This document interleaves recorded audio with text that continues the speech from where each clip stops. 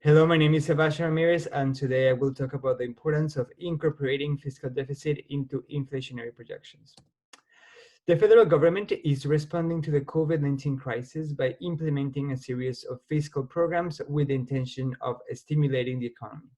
The cost of these programs and the loss of tax revenue caused by the shock on the economy has led the government to accumulate high levels of debt. The federal government has made clear their commitment of continuing expansionary fiscal policies as expressed by the visions of Prime Minister Justin Trudeau and Finance Minister Chrystia Freeland. As you can see right here, COVID-19 affected both government spending and government revenue. However, the bridge between these two has expanded drastically. The deficit projected by the Parliamentary Budget Officer drastically exceed any historical precedents. Though deficit-based fiscal policy has been applied throughout history, and it has never been applied to the levels projected for 2020. This will really affect the debt to GDP ratio, having great inflationary repercussions. The level of debt accumulated by the Canadian government in 2020 will have drastic implications for inflation. There is empirical evidence in the fact of public debt in creating long-term inflation while having no clear effect in short-term inflation. It will be crucial to consider this effect when projecting inflation for the recovery of the current economic crisis. Debt to GDP ratio has inflationary effects.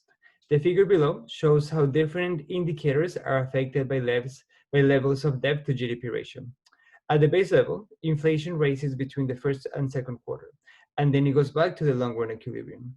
When debt to GDP ratio increases to 1, inflation lags for a quarter, and there is periods of small deflation. When debt to GDP ratio increases to 1.5, inflation drastically peaks at the second quarter, and there is a period of deflation from the 5th to the 8th quarter. Clearly, high levels of a GDP to debt ratio can create very unstable inflationary pressures. Fiscal multipliers are also lower and in fact sometimes become negative with high levels of debt to the GDP ratio.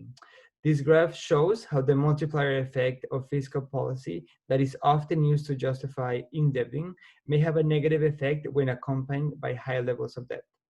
This also has inflationary effects as negative fiscal multipliers would affect the expectations and decrease consumption.